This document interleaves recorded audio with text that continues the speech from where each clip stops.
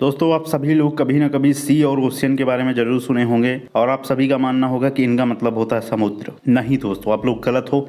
सी और ओशियन का मतलब समुद्र नहीं होता है। इन दोनों में क्या अंतर होता है और ये दोनों क्या एक जैसे होते हैं? कौन इनमें ज्यादा बड़ा होता है और कौन द्वीप के पास होता है और कौन द्वीप के पास नहीं होता है? कौन इन दोनों में सतह के पास होता है और कौन सतह के पास नहीं होता है? सारी जानकारी आपको इस वीडियो में मिलेगी। बस आप लोग चैनल को सब्सक्राइब कर दीजिएगा। देखिए, आप सभी ने सी और ओशियन दोनों शब्दों का नाम कभी ना कभी सुना ही होगा, लेकिन मैं आपको बता दूं कि ये दोनों अलग अलग हैं। इन दोनों का अलग अलग स्थान पर अलग अलग मतलब हो जाता है। देखिए दोस्तों, सी और ओशियन नाम से ही पता चल रहा है कि दोनों की दोनों पानी से ही रिलेटेड चीजें हैं और इन दोनों में पानी वाली ही चीजें देखने के लिए आपको मिलेंगी। देखिए, मैं आपको बताता हूँ कि जब हम किसी बड़ी वाटर बॉडी को देखते हैं, यानी कि हम बहुत बड़े विशाल पानी के सैलाब को जब देखते हैं, तो हम अक्सर उसे सी या फिर ओशियन बोल देते हैं। लेकिन ऐसा नहीं है, हम लोग उसे सी या ओशियन ऐसे ही नहीं बोल सकते।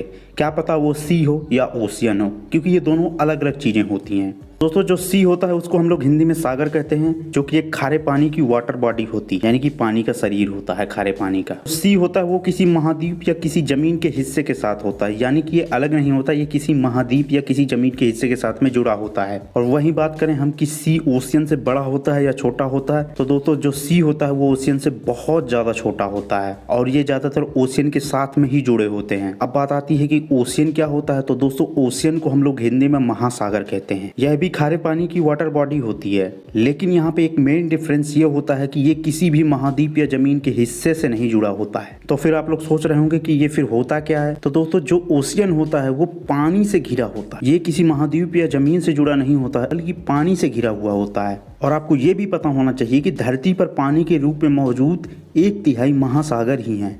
मतलब कि धरती का 1/3 केवल महासागर ही हैं। तो सी की तुलना में, यानी सागर की तुलना में, महासागर यानी कि ओशियन बहुत बड़े होते हैं। और आपको ये भी पता होना चाहिए कि धरती पर कुल 5 महासागर हैं, जिनके मैं आपको नाम बता देता हूँ। प्रशांत महासागर, हिंद महासागर, आर्कटिक महासागर, अटलांटिक महासागर और अंटार्कटिक महासागर। और ये पांचों महासागर अपने विशाल रूप के लिए जाने जाते हैं।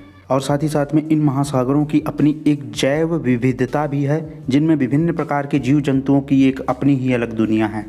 तो दोस्तों, अब मैं आपको सी और ओशियन में कुछ विशेष प्रकार के अंतर बताता हूँ। जैसे कि महासागर सागर की तुलना में बहुत ज़्यादा बड़े होते हैं और महासागर की औसत गहराई करीब 3800 मीटर तक होती है। और जो हमारा सागर होता है हमेशा किसी जमीन के हिस्से के साथ जुड़े हुए होते हैं, जबकि महासागर कभी भी किसी जमीन के हिस्से के साथ नहीं जुड़ा हुआ होता है। और इंटरेस्टिंग बात यह है कि जो सागर होता है वो आगे चलकर महासागर से जुड़ा होता है, जबकि महासागर अपने आप में एक बड़ी बॉडी है जो आगे किसी से नहीं जुड़ा होता है। सागर और महासागर दोनों को ही के स्थान के हिसाब से नाम दिया जाता है। जैसे मैं उदाहरण के तौर पे आपको बताता हूँ, जो सी ऑफ ओशियन है या फिर रेड सी, वही अटलांटिक ओशियन और इंडियन ओशियन है। ये नाम उनको उनकी जगह के हिसाब से दिए जाते हैं। तो दोस्तों, आप लोगों को महासागर और सागर में ये अंतर जानकर अच्छा लगा हो तो प्लीज चैनल को सब्सक्राइब करिएगा, वीडियो लाइक करिएगा और शेयर करिएगा।